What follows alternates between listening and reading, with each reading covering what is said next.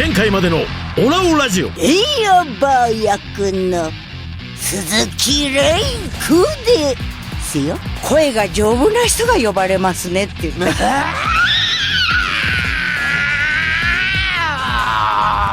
先生がやっぱりその生きようよ、でそのため勇気がいるよ、短い中に全部込めてる、だって一緒にやる仲間だもん。そういうところでやめんなやめたっていう感じで来たの。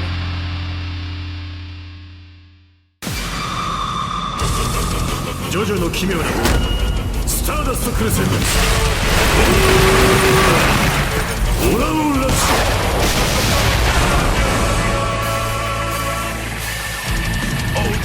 オ。この番組は荒木博彦先生原作のテレビアニメジョジョの奇妙な冒険スターダストクルセイダースのラジオである。パーソナリティは空城城太郎役の小野大輔でお届けする。ストーリー2015年日本、ジョースター家の血を引く青年空城城太郎を演じる小野大輔はスターダストクルセイダースを終えた喪失感に取りつかれていた。アニメ終了によって倒れたファンを救い、喪失感を克服するため数々のゲストスタンド使いたちを撃破し、未来へ思いを馳せつつ小野大輔の旅は続く。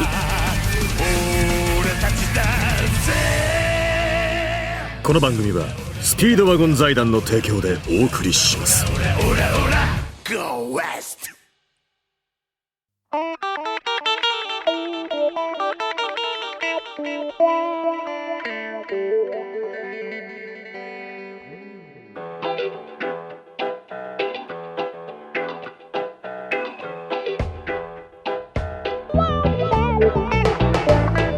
改めまして空城城太郎役の小野大輔です。ジョジョの奇妙な冒険スターダストクルセイダースのラジオ第36回です。今日はそう去る10月24日に行われたジョジョスターダストクルセイダースのイベントザ・ラストクルセイダースについてたっぷりと語っていきたいと思いますいや、まずは皆さん本当にお疲れ様でした。お疲れ様でした。というわけでですね、いやもうね、本当何から喋っていいのか。いやしかしね、すごい実はね、まあ演者全体がちょっと緊張してたんですよ。何気に出るまでは。出る1時間前ぐらいから緊張し始めてね、もう何をしていいのかっつってね、三宅健ちゃんなんかすごいうろうろしてましたからね、いろんな場所を。そうだ、登壇者まず、僕、雲翔さん、そしてケンちゃん、はい、そして平川さん、小松くん、そして福円ちゃん、そして司会がヨッピーさん、吉田さんですね。はい。というわけで会場は国際フォーラムで5000人という規模で、はい、行われました。まあもうほんとね、全国からよりすぐりのスタンド使いたちがここに集結しまして、いやー、まあ本当ご来場皆さんありがとうございます。すごかったんですよ。何がすごいってやっぱね、間のコーナーの中でちょくちょくその客席が抜かれて映ってる時に、まあ老若男女こんなにそのお客さんの幅が広いイベントって、いやなかなかないなと思って。だからもうね、カテゴリーとしてはただジョジョが好きな人が集まった場所ですよ、あそこは客席にもステージ上にもなんかあれでしょ、ラジオのスタッフの山ちゃんも見に来てたみたいでね、話してた、さっき話してたんですけど、もうこんなに男女が叫ぶイベントないよねってみんな言ってたって、帰りに確かにそうだなと男女がもうあらんばかりの声をね、ここで出していたという話をしていてね、いや本当でも僕らそのステージ上のジョジョ好きたちもね、こんな嬉しいことはなかったですよ。そう、そのステージもね、またね、ジョジョ好きが作っただけあってねデザイナーさんがまたそうなんですよね、ジョジョ好きだったらしくて、完全にね、カイロ市内のディオの館をもう完全にモチーフにしてて、随所にハートマークがあしらわれていたりとか、プラスその時計台ね、カイロ市内のあれもまたグッときますな。うんいやー、だからね、そのもうリハで朝入って見た時点でもうみんなテンションが上がっちゃって、であれですよ、出てくる時何がね、そのさっきから緊張したって話してたんですけど、何がまず緊張したかって、ポップアップですよ。みんなあれびっくりしたでしょ。うわって出てくるでしょ。スピードがね、思ったより速いっていう。もう雲翔さんが最初なんだけども、雲翔さんがもう何回も確認してんだよね。これもうちょっとスピードなんとかならないのかつって、おのつって、どんなポーズ取ればいいと思うつって、どのタイミングで立てばいいんだ一回上で決めればいいのかってずーっと聞いてて、やべ、雲翔さんちょっと不安なんだって思いながら、でも本番ねバッチリ決まってね、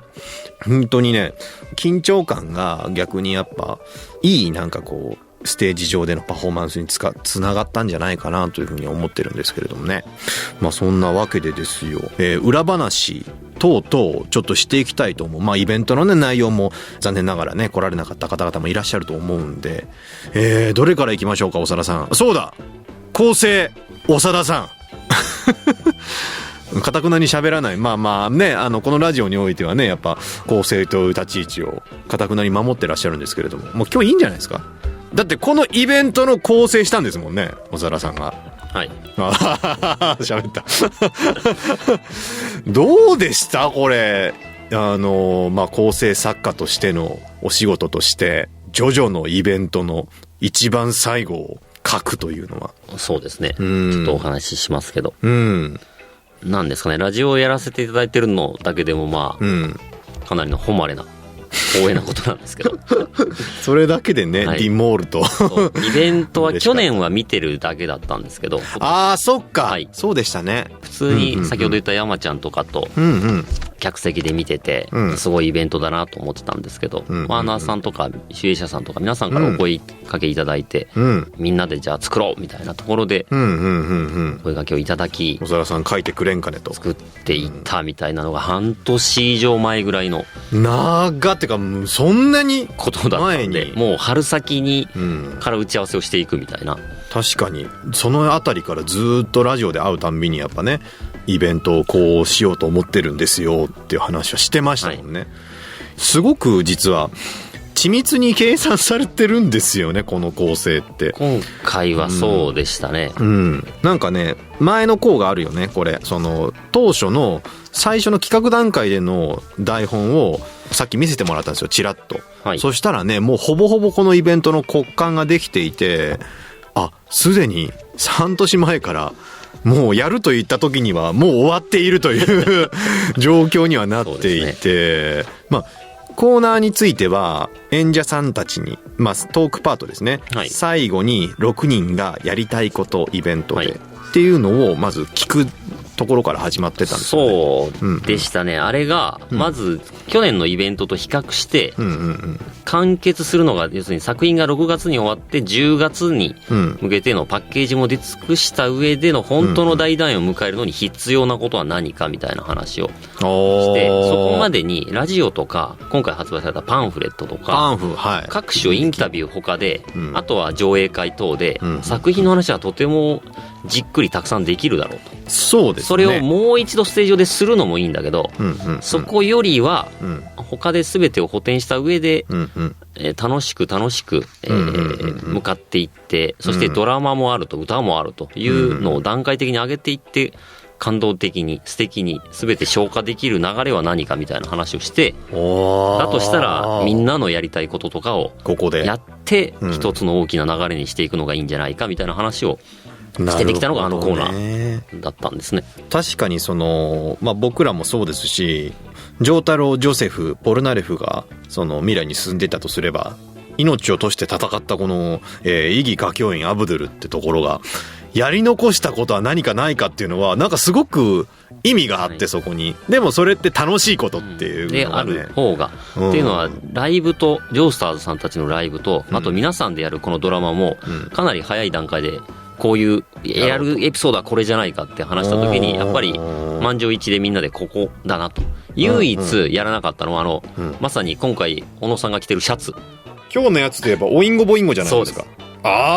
ここやるかやらないか、それが1個あって、それは時間の都合とかいろいろで唯一泣く泣く落としたのがその1箇所ドラマパートだったんですけど、そこも丈太郎さんってその丈太郎の見せ場としてちょっと違うシーンであるんだけど、バラエティ前半にジョセフとかアブドゥルとのちょっとおかしめのやり取りもあってみたいなとこからシリアスにつなげる、そうでしたね、序盤にそれもいいんじゃないかみたいな話があったんですけど。なるほど。いや、ほんとね、その、コーナン織り交ぜたというか、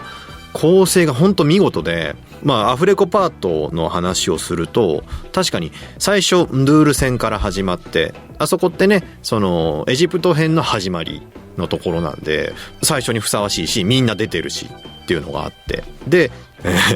マライア戦か、はい、はい、バステッド女子ちょっとというかかなりギャグに入り、はい、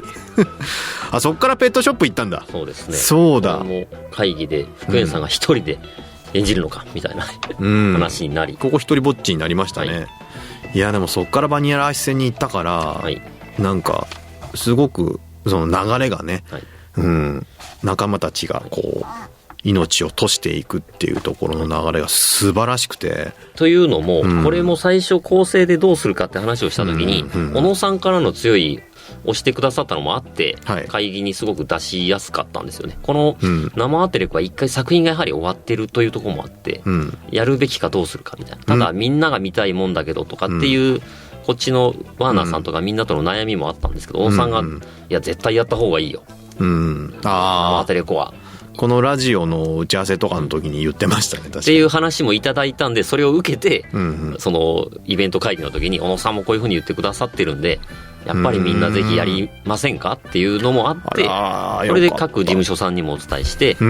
ただもう尺が尋常じゃないと。そうですね。えげつないことになるって言って、ワーナーの澤田さんが、じゃあちょっとこれで練っていますって言って、もう四苦八苦してこういろいろ工夫もされながらの、この今回の尺に落ち着いていくところまでが、大変長かったですよね。確かに大変だったなという。全40分ぐらいあったかな。そうですね。これでももう極限まで尖らせた状態にはなっている。なるほど。さっき言ってたね、オインゴボインゴ戦はやりたかったけど、ちょっと泣く泣く削ってみましたと。はい、なので実際はやれて4つとか5つじゃないかみたいな話も、ただ今回6つやれたのはその、なんとかしてというところで澤田さんが工夫されたりもあって、この形にやっぱりお客さんとかみんながやって聞きたいと望むものまで持っていくべきだよねと。なるほど。このドラマがあったおかげで前半バラエティができたっていう組み上げがちょっとずつできていったんですよ。本当にね、これに関してはね、やるかやらないかっていうのは僕もぶっちゃけ悩みました。やっぱりね、アフレコでその本編の流れで、やり遂げた部分があって、全てを終わらせたっていう気持ちがあったんで、特に平川さんとその話をしてて、他の現場で会うたんびにアフレコはやだよって、またあそこできないよって最初ね、ぶっちゃけ言うと平川さんもおっしゃってて、確かに気持ちはわかるなって思いながら、でも裏で僕はいやこれはでもこのラストクルセイダースっていうもう本当ジョジョ第3部スターダストクルセイダースの最後のイベントだから、ここでやっぱりやりきらないと終われないなっていうふうに思ってたんですよ。だからもう本当徐々に説得をというか、平川さんでもね、これやった方がいいと思うんですよねって。でもね思ったんですよ。これ出る前はそのリハの段階ではうわーやりたくないなって思ったんですよ。小野さんも正直思ったんですね。本当にでもあの時の熱量が出せるのかとか、本当にこれやったら本当に終わっちゃうしっていうのとか、あと人前でアフレコするのって本当にものすごい緊張感なんですよ。しかも残らない。今回その、円盤に DVD そうなんですね。ならない。ご意見がめちゃくちゃもう、そうなんですね。もうオロローンとメールでみんなまさかパッケージがしないなんだと、これはもう本当に申し訳ないお話ではあるんですけど、そうなんですけれど、逆に僕らがすごい研ぎ澄まされた部分で、そうなんですね。ここのしかもいわゆるそのイベントって何回回しって言いますけど、1回あそこがもう最初で最後のその生アフレコになるので、もう本当みんなすんごい緊張感で臨んだんですよ、あそこって。いやだからこそなんかこうもう一回あの時のそのアフレコしてる時の熱量とか集中力であったりとか、相手を感じることであったりとかっていうのをね、みんな研ぎ澄ませてやってたんで、素晴らしかった。僕もそのさっき言ってた流れでみんながこう熱量を入れて、そしてこう命を落としていくっていうのがあったから、最後ディオ戦のアフレコできたなっていうふうに思ってるんですよね。最後のね挨拶で平川さんが言ってたんですけど、そのみんなでこうアイコンタクトしたりとかバンバンって背中叩いたりとか、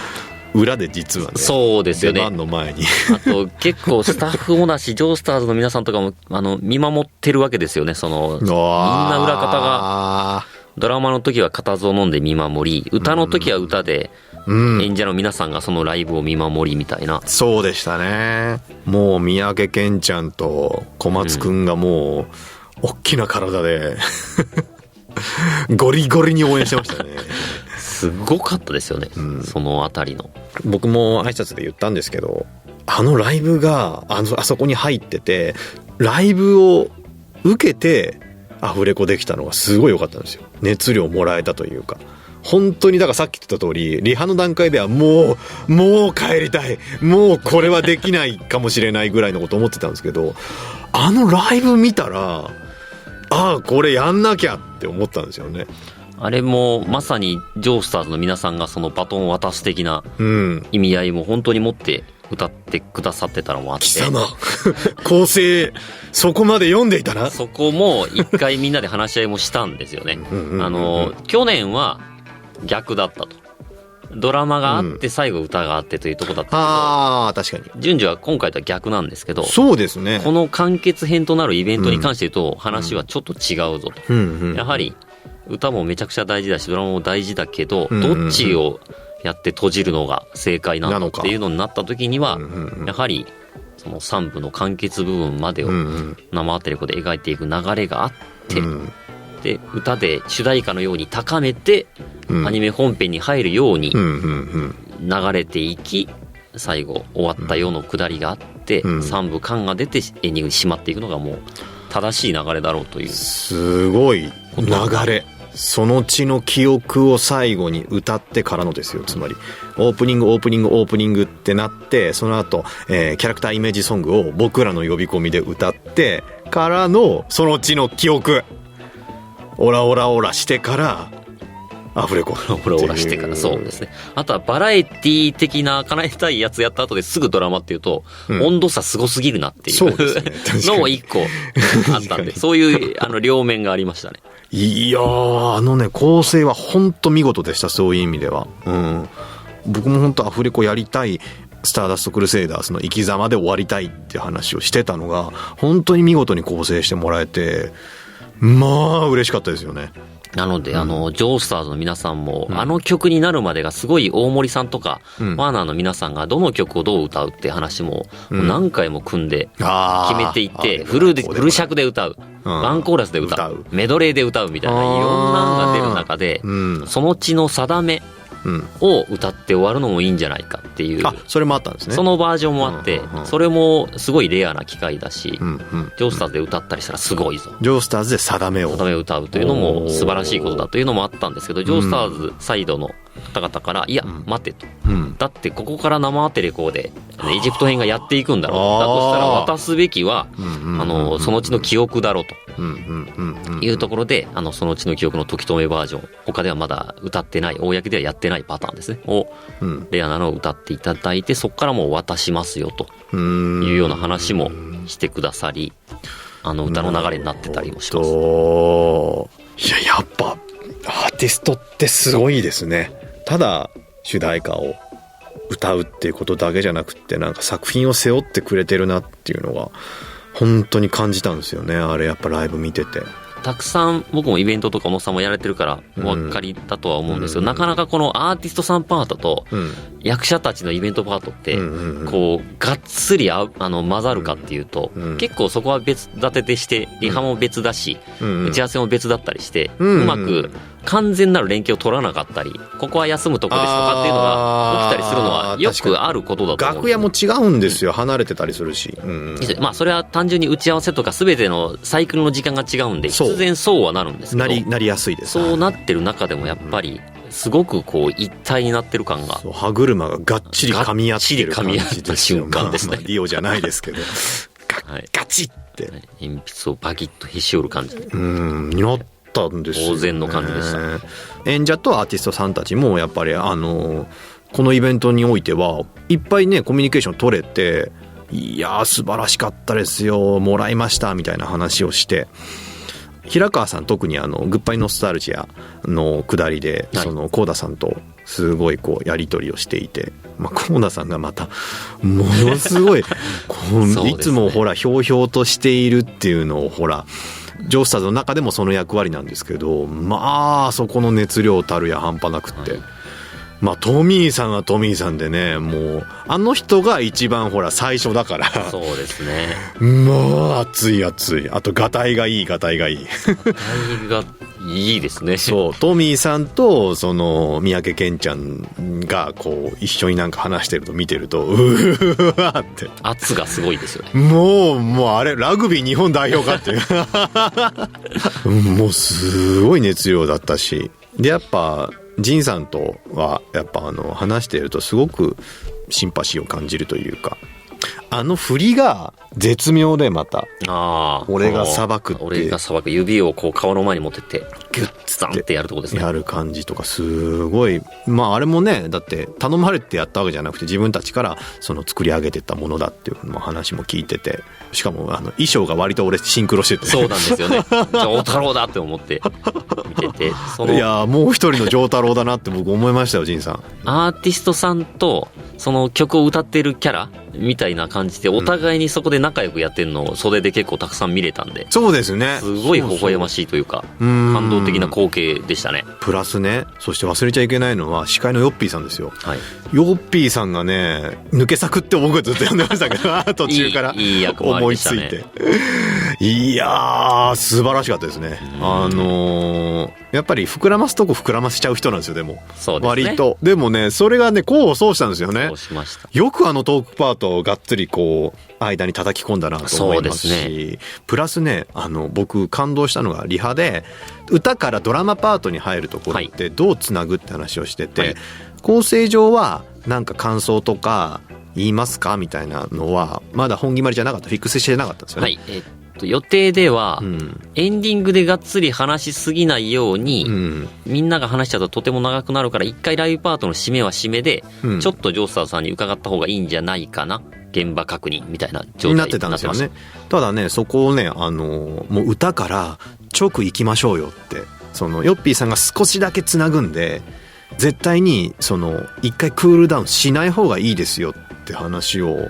ヨッピーさんがしてくれて、で僕らも確かにそれやってみたい、それがいいかもしれないと思ってやってみたらこれが大成功というか、僕らもさっき言ってた通り本当に緊張してたんですよ。だからあそこで一回抜かなくてよかったんですよね。あれがね本当にこの人もまたスターダストクルセイダースだなと思った瞬間だったんですよね、司会というポジションなんですけれども、吉田さんも僕は別日で、日本放送にお邪魔して吉田さんともこう打ち合わせしてるんですか。打ち合わせをできて、どんだけ手間暇こさえてんですか。手間暇かけてこさえてありますな楽しみですねみたいなこと言いながら、日本放送の他の人とか来て何ですかみたいな、ジョジョなんですよみたいな、24日に会って楽しみですねみたいなことを言いながら、吉田さんとその普通に編成デスクとかのあたりでワイワイ言いながらこう打ち合わせしてて、がっつりやって、そうこんな風にしたいんですよみたいな、吉田さんも楽しみっすみたいな、大丈夫でしょみたいなやり取りしてたりもあって、本当にそこら辺もなんか積んでいけたなっていう。積んでいきましたね。確かに積み重ねていった。ですね、無駄とかないんですよ。家庭などどうでもいいのではないんですよ結果だけ残しちゃダメなんですよ。そう大事なのはやはり家庭ですねどうなんですか随分とたくさんメール来てるんですけど。本当ですね、メールも読まなきゃっていっぱい思ってますね。話すべきこともいっぱいありますけど、メールはまだイベントからそんなに日は経ってない日の収録なんですけど、そうですね。ですね、もうまだ1週間経ってないですよ。真っ黒ですね。真っ黒。感想が普段もたくさんいただいてるんですけど、メールの文面がもう真っ黒。リライトとかも僕は全部させていただくんですけど、それだけで夜が明けたという感じでしたから。そんなに来てんだけどいくつかじゃあちょっとせっかくなので、そうですね、重複しちゃうとこもあるでしょうが、どんどん渡していこうかなと。さっき小野さんがいろんなお客さんが来てたっていうのがあって、こんなお客さんが来てたというお話もじゃあちょっとお願いします。スタンド名スピードワゴン財団スタンド研究会終身名誉会長。小野さんゲストさんこんばんは。ゲストさんって多分じゃあ長田さんのことだな。はい。こんばんはっつ。こんばんはっつ。先日行われたスペシャルイベントに僭越ながら参加させていただきましたっつっつ。つが2つある。私は1階の近い席だったのですが、小野さん気づいてましたか？1階席の真ん中に小さな空城城太郎がいたことをっつ。年はアレッシーで戻された城太郎よりも小さく、ちょこんと座っている姿がディモールと可愛かったです。小さな城太郎は小野さんが時を止めた時、小さく僕も止めれると言っていて、人差し指をドーンと突き出していました。小野さん、静止世界に新たな来訪者ですよ。イベントは終始笑いあり涙ありと対抗でしたが、何より会場が一つになって盛り上がったのが最後の最後の重大発表。ジョジョの奇妙な冒険第4部ダイヤモンドは砕けないのアニメ化決定の大発表。ちっちゃい城太郎のお父さんらしき人がなんかワールドカップで自国が優勝した時のサポーターみたいに興奮していましたアニメ化4部アニメ化も嬉しいんですが、何はともあれスターダストクルセイダーズの皆さんお疲れ様でしたということでですね。はい。なんと同じタイプのスタンドが客席にいました。いましたね。いやいやもちろん気づいておりましたよ。のはい。止まった時の中で一人動いてた人をちゃんと見つけたんですね。いや僕も止めれるって言ってたのは気づきませんでしたけど、さすがにこいつ今なんて言ったんだって。いや嬉しいですよね。まあだから僕最後の方の挨拶でも言わせてもらったんですけど、その老若男女問わずいろんなお客さんがいると、全ての人がいろんなその時の流れというか、いろんなその人の人生を経てここに来てるわけじゃないですか。だからもうこれ絶対ジョジョだっていうジョジョティー来てる、僕ぐらいのおっさんが いたり、はい、もういいですよ、僕もおっさんですから言いますよ、おっさんがいたりですよ。まあ裏歌教員ファンであろう乙女がいたりとかですよ、はい、そしてこのね若い世代ですよ。はい。相当に若い世代ですね。もう確実にこのアニメから入ってきてるであろうキッズのみんなであったりとかですね、はい、それがねすごく嬉しくって、そんな人たちが入り乱れてあの中にいるっていうその空間がねすごく嬉しかった。もうそれぞれがそれぞれの時の流れでここにいる人たち、星たちだなと思って、星もそうじゃないですか。いろんな星があってすんごい輝いてる、ブワーって輝いてる一等星があれば、見えないぐらいの星なんだけれども確実に光り輝いてて何万年も生きてる星もあるわけですよ。なんかね、なんかすごい星を見てる感覚でしたね、客席見てると。それがすごい嬉しかった。この人たちによってスターダストクルセイダーズはね成り立ったんだなと。だからみんながスターダストクルセイダーズなんだよっていうお話を最後にして、ま、そうでしたね、終わったんですけれど、嬉しいね。確かにこのラジオでもすごい、このラジオ知ってみたいな方もめちゃくちゃ増えましたし、やってるうちに何も知らないけどラジオ聞いてみたらみたいな、それでジョジョ見てみましたとか、そんな方もいっぱいいますよね。いやー、だから彼が小さな城太郎が今後どんな大人になるのかっていうのがね、もう楽しみですね。間違いなく城太郎に憧れてクールな男に、クールな男になるんですかね。ずっと憧れてましたからね、城太郎は。城太郎みたいになるんだ。僕はもうずっとそれで、うわ小学校からだからジョジョを読み、一部連載が始まった時からジャンプを読み、3部始まったって。でも3部始まった時って僕はちょっと三宅さんとかなんか打ち上げでもそんな話をしたんですけど、三宅さんがいいこと言って、大体次の部に出てきたジョジョをちょっと舐めてしまうっていう傾向にあるっていう思い入れがね前の部に強すぎて。そうなんです。ジョナサンあんなに宿命背負って戦ったらなんだこの軽いやつはって読者も思っちゃうのが2部のジョセフで、すごい。でもそれ真理かも。で僕もちょっとそれを思いながら当時小学生だったんですよ、読んでて。で一番僕感じたのはやっぱ3部の城太郎に対して、もうふざけんなって最初思ったんですよ。あんなに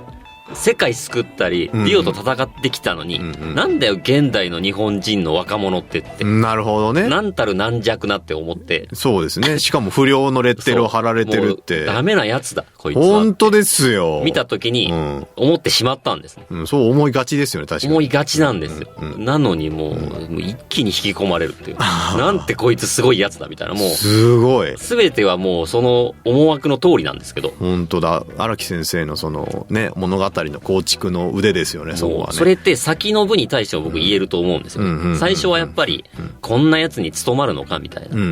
のがあるけど、最初はね。もう、そうかも確かに。見てるとやはりその、ちゃんとジョースター家であり、魂とかいろんなものを継承したものが、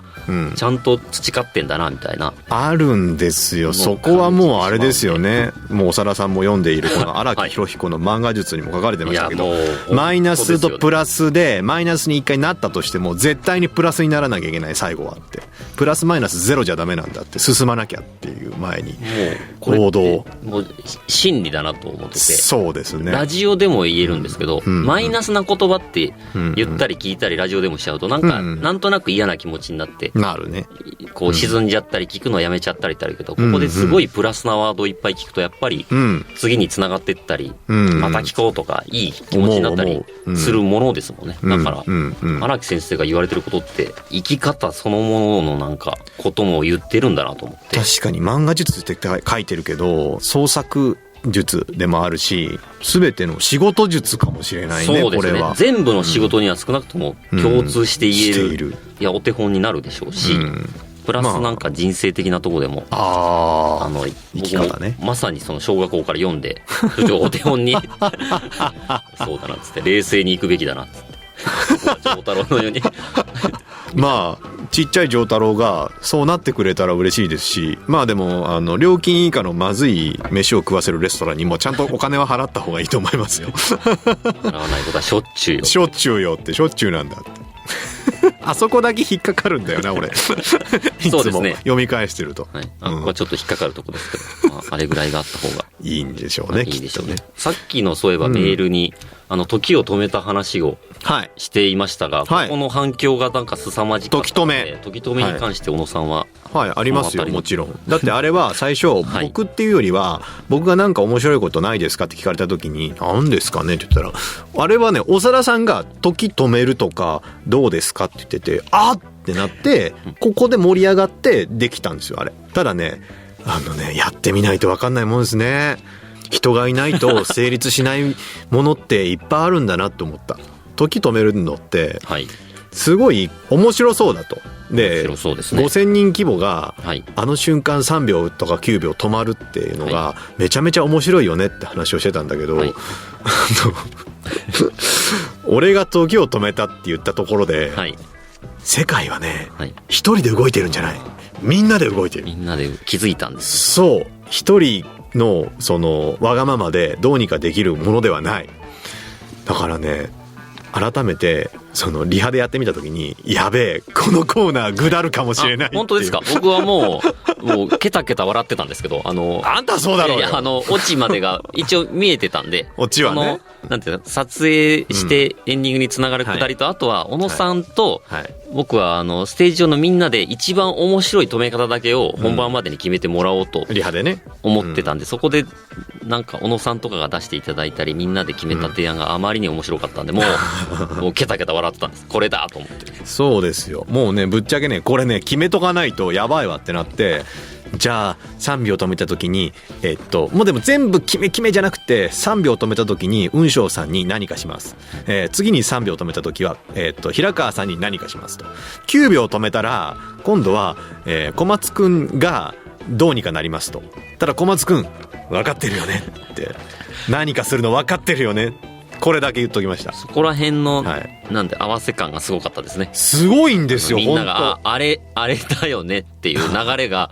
全体になんか馴染みましたよね。そう、ブワーって動き始めて、で最終的に本当に完全に決めてたのは写真撮るくだりね。そうですね。写真撮るくだりだけは実はね、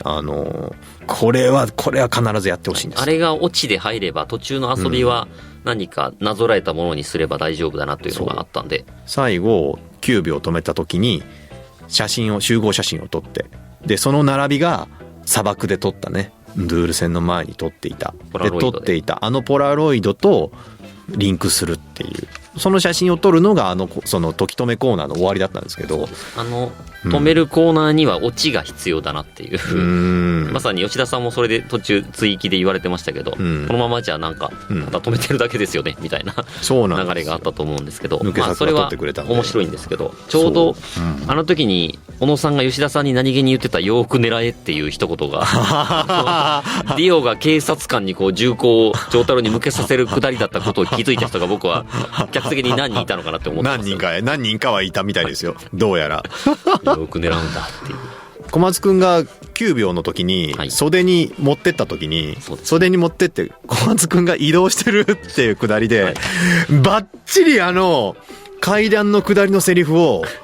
全部言ってくれたのが僕感動でしたよ。素敵でしたね。そう俺は席に座っていたと思ったら袖にいたって言ったんでありのまま起こったことを話すぜって言って、まさにポルナレフのようなポーズで袖から帰ってきて言ってて、もうね、だからそこの以心伝心感というか伝わったなっていう感じが OK って言って、ちゃんとセリフを読み込み、ちゃんと把握した上でこう来てたっていう。そうですね、平川さんがぶっ飛ぶシーンもね、時計台の方にあれも含めてね、テレンス戦のジョセフと丈太郎の下りをちょっと思い出しました。言わなくても分かってるっていう感じ。なるほど、そうですね。最高でしたね。まさにそんな感じでしたね。みんなのおかげでコーナーは成り立ちましたまあその後ね、でジョセフのセリフの下りがあり、ジョセフのセリフコーナー面白かったですよ。面白かったですね。あれも打ち合わせで生まれたものでしたね。ステージ上では言いましたけど、小野さんと大川さんが、そうでしたね。僕がイベント、石塚さんが何でもいいって帰ってきましたよって言ったら、あれじゃねえかみたいな話に、ちょうどそのナレーションこういう11月の25日に出るそのラジオ CD の4の大川さんが来られた特典会を収録してる時にその話になったんで、セリフつながりで、もしやジョセフの若い頃のみたいな小野さんから提案いただきながら。そうでした。2部ジョセフのセリフ、3部ジョセフならこう言うっていうね。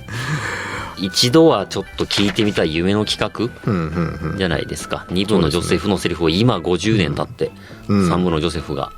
もう一度言うとどうなるかみたいな。そう。舌入れてキスする。早く逃げないと舌入れてキスするぞは危機として言ってましたね。早く言いたいって感じ。言いたがってましたね。これも2部を一回全部読み返して、ジョセフのその名シーン、名台詞を全部抜き出し、場面カットとともに、その時の状況を流してうまくはまり、かつ石塚が言えてみたいな中から、より選びに選んだこの5つぐらいを今回5つ用意した上で何個できるかみたいな企画でしたから、ちなみにですね、ステージ上でやったのは、早く逃げないと舌入れてキスするぞ、そして、ハッピーウレピーヨロピクねでしたけれども、他にもあったんですよね。ありましたね。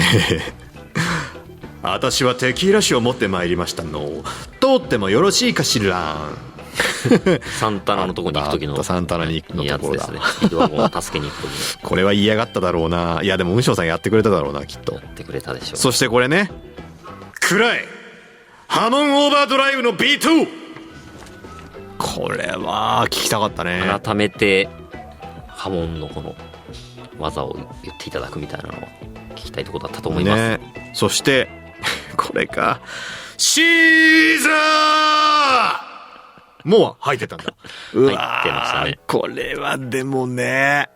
みんなこれ聞いたらもうまた泣いちゃうよって話ですからね。いやー、でもこれだけのセリフが用意されて、で泣く泣くカットしたものもありましたし、小野さんも聞きたかったなっていうのが、逃げるんだよですね。あの辺も逃げるんだよ、入れたいやつはいっぱいあった中で厳選してみたいな。厳選して5つ選んでたのに2つしかできなかったって。できなかった。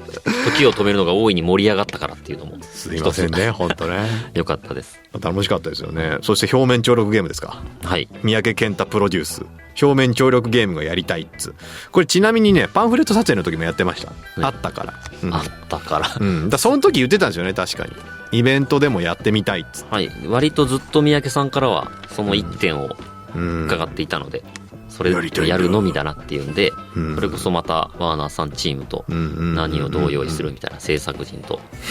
これはまあグラスがこうでみたいな。僕は中学校の頃いっぱいやってましたけど、これなかなかこぼれないんですよ。10円じゃダメですね。500円だ。500円でなんかそんな話をいろいろして。面白かった。盛り上がりましたね、あれね。思った以上に。ましたね。スタープラチナがもうずっと見張っているのにも、イカ様は一切ないという。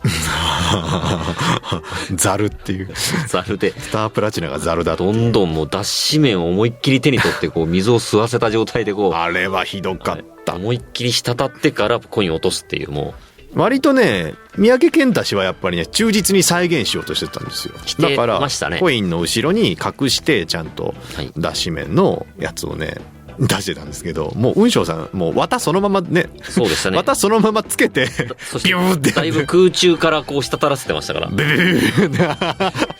コインからいっぱい水分が滴ってるっていう不思議な状態を見せてましたけど。ひどいと。イカ様などしていないぜっつって丈太郎が。ノーだ、ノーっつって。バレなきゃイカ様じゃねえんだぜ。何度も言ってました。バレてんだけどねつって。もう福円ちゃんが押しつぶす顔を押しつぶすところまで込みでね、よくできたコーナーでしたよ、あれは。コインにされたらぺったんこになるんで、福円さんにこうペチャって顔されるっていうので、負けたのは三宅さんでしたね。ケンちゃんでしたね。負けたのになんか喜んでましたもん。喜んでましたね。僕的には平川さんにこんな楽しいことしてたんだねって言われたのはすごい心が痛かった。僕がいない間にっていう、ごめんって入院してる間に、しかもこの500円玉のうち何枚かは お前の魂なんだよなって思いながら。そうです。6枚はそうですからね。でこんなに楽しいもんじゃなかったって小野さんが返してたんでいやあれはねヒヤリとしました、はい、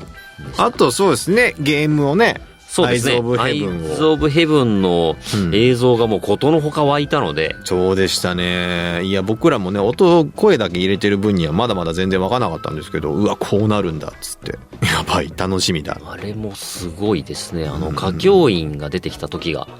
まさか、アブドゥルとかイギーがまた出てくるのかみたいなのが見れるんで、なかなかね切ない部分でもあったけど、でも聞いてお話聞いてた荒木先生がしっかりと監視をなさって、しかもシナリオにこうした方がいいってアイディアを足したりとか、もうほんと厳密にストーリーを紡いでってるって話を聞いたんで、ゲームの方で、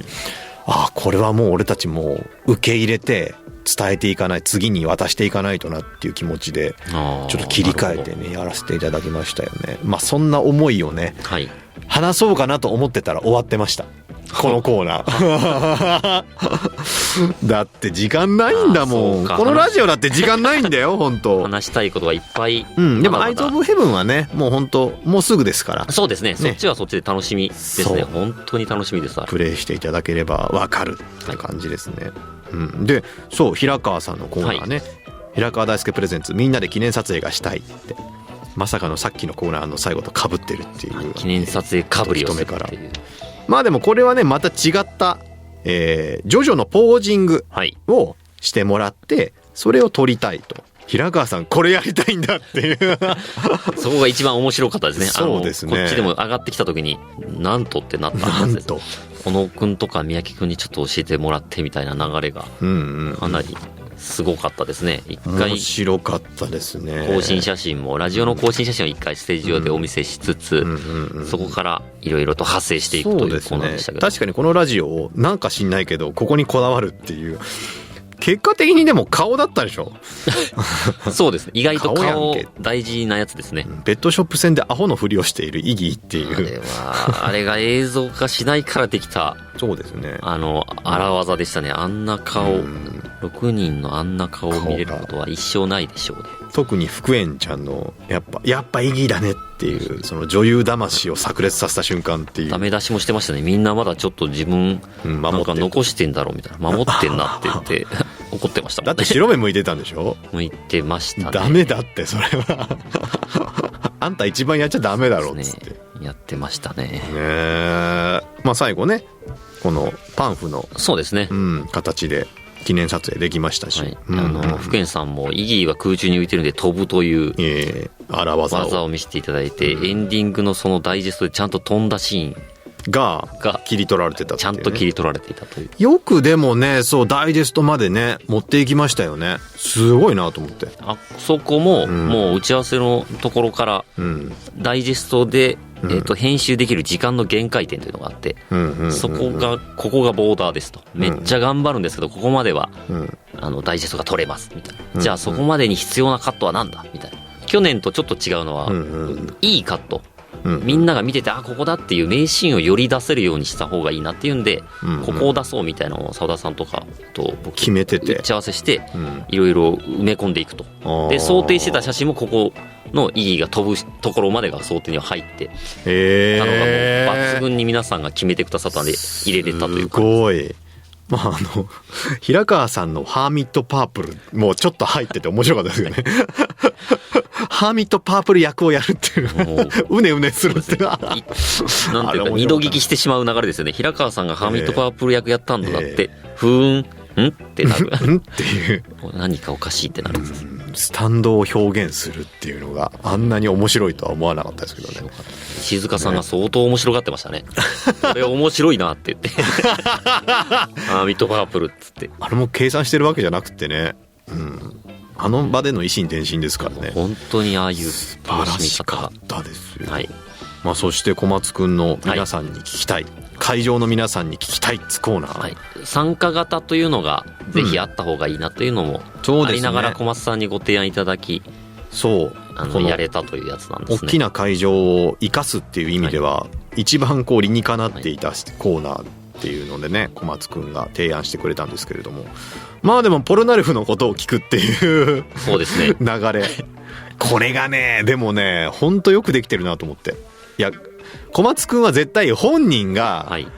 ポルナレフが一番好きな人とか、本気で聞きたいわけじゃないと思うんですよ。むしろそうですね、このイベントを盛り上げるために何を聞けばいいのかっていうのを瞬時に把握して、それをもう持ち出しているっていうのが、これはもう素晴らしいなと瞬時に判断して。すごい質問の数でしたしね。そうびっくり。きちんとたくさん書いてきてくださいまして、ちっちゃい紙 B5 ぐらいの紙にびっしり書いててそうで福円ちゃんがバラしてましたけど、後半の質問がもうなんか愛とは何ぞやみたいなのとか、そうです真実の愛とはみたいな、訳あって10年ほど修行していたことがあるっていう質問もありましたからイエスイエスイエスイエスって答える人何人いるんだみたいな、そうですよね。板前とか職人が何人かいたら答えるかもしれませんけどとかもあったんです。そう本当にね全てをね、いやだから本当彼の真面目さがすごい伝わる、実はコーナーになっていてですよ。すごかったです。いや細マッチョとガチガチのマッチョどっちが好きだっつって、やっぱマッチョ、そうですね、太マッチョの方が好きだっていう人が多くて、マッチョしか選べない2択っていうのも恐ろしい質問でしたけど恐ろしい。でもね皆さんのご協力の本当ね演者全体も一つになったイベントだったんですけど、本当会場の皆さんもね一体になってそのコーナーこのコーナーとそしてこのイベントを仕上げてくれたなというふうに思いましたよ。愛が溢れておりましたね。そっか。で最後か、最後がガム噛むやつだ。ガムをこれですよ、これだけですよ僕が憤ってるのはどうしました？ここだけね実はねリハしてないんです。リハは1ミリもしませんでした。このコーナーだけじゃあリハ終わりです、ここ巻いてるんでもうここやりませんっつって、楽しみにしててくださいっつって終わって、コーヒー味のチューインガムを食べてみたい by 福円美里。福円ちゃんに言ったんですよ。なんだあのコーナーはって、どうなるんだって、私も知りませんって。そうなんです。福円さんも知らなかったんです、ガムが食べたいってことしか言ってませんっつって、でリハでもやらずに突入し、結果こういう味なんだ、くっちゃくっちゃくっちゃくっちゃ終了って意義らしくていいかなと思ったのと、まず最初に福円さんから来た時になんじゃこれはとみんなで、コーヒー味のガムが食べたい、食べたら終わりますねみたいな、そうですよそうですねっつって、でも5人が願いを叶えた時点で、とても推してると思いますと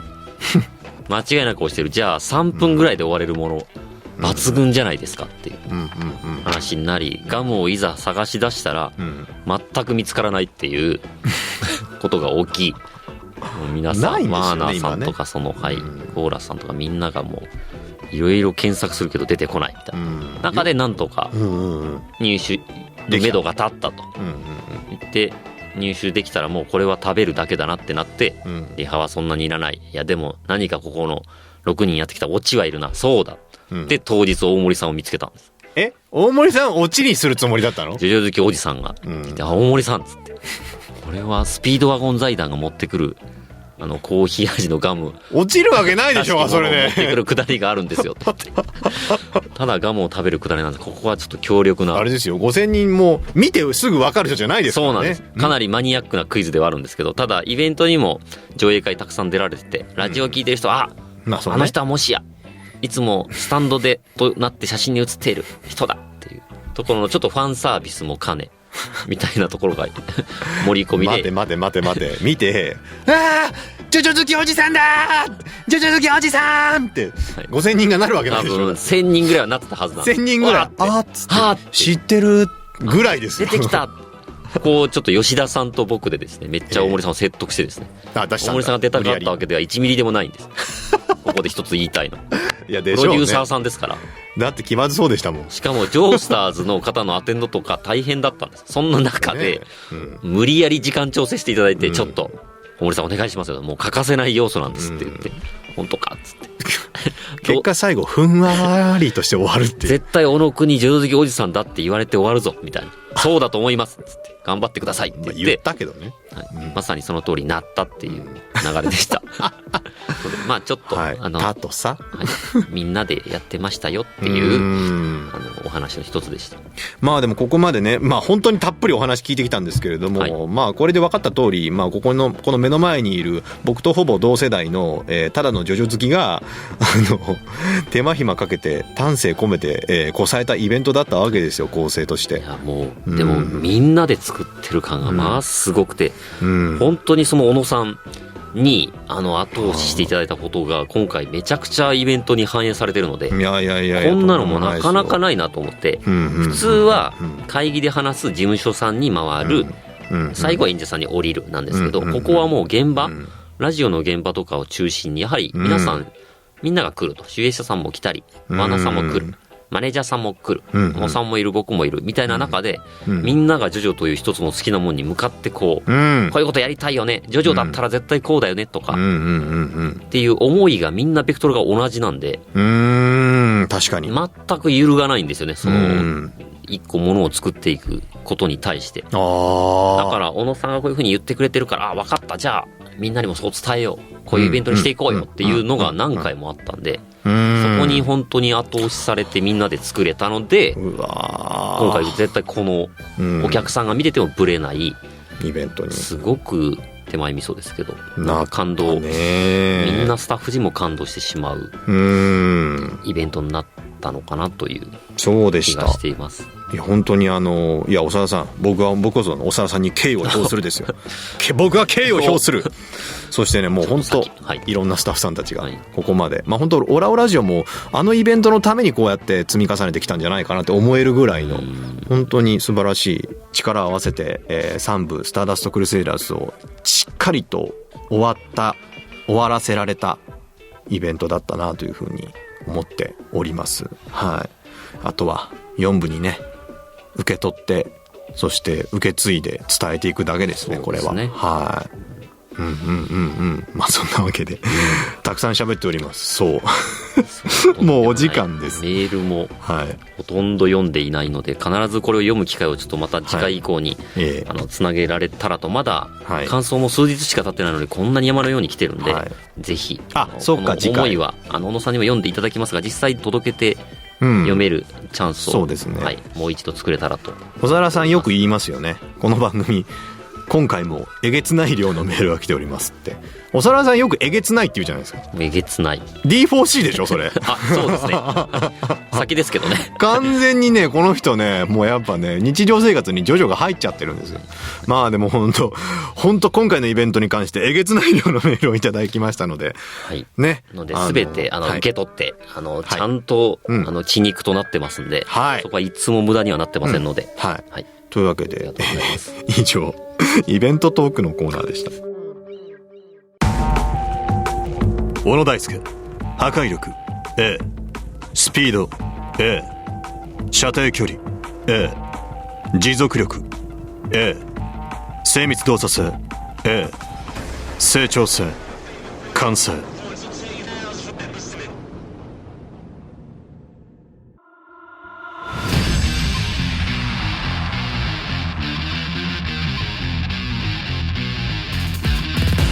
ジョジョの奇妙な冒険スターダストクルセイダーズオラオラジオエンディングです。というわけでぶち抜きでトークいたしましたが、最後にお知らせいってみたいと思います。プレイステーション4、プレイステーション3用ゲームジョジョの奇妙な冒険アイズオブヘブンは12月17日発売予定。絶賛予約受付中。荒木博彦先生監修の壮大なオリジナルストーリーも期待大。詳しくはジョジョの奇妙な冒険アイズオブヘブン公式ホームページをチェックしてください。そして東京池袋の J ワールド東京でイベントジョジョの奇妙な冒険 in J ワールド東京が12月13日まで開催中。キャラクターをイメージしたフードメニューやミニゲーム等満載でお届けしております。詳しくは J ワールド東京公式ホームページをチェックしてください。はい、そしてスマートフォンゲームジョジョの奇妙な冒険スターダストシューターズではアニメイベント記念として SR ユニットメダルをプレゼント中です。今ならログインされた方全員になんとスーパーレア空城城太郎、ジョセフ・ジョースター、モハメド・アブドゥル、歌教員のりあき、ジャンピエール・ポルナリフ、イギーの豪華 SR ユニットメダル6枚セットをプレゼントしております。僕ももらいました。詳しくはアプリ公式ホームページをチェックしてください。ということでですね、はい、イベントを終えた僕の能力をですね発表させていただきました。オール A、成長性完成もういいでしょう。だってもうここでねこうなってないと、成長してないと、はい、嘘ですもんやっぱり。でもこれはもうみんなのおかげですよ。スターダストクルセイダースっていう仲間と共に旅をしてきたから全てが A になりました。前回射程距離が D、 精密動作性が E だったということでですね、飛躍的なランクアップを遂げております。はい、成長性に至っては完成しましたいやーでもね、本当この能力値も実は徐々に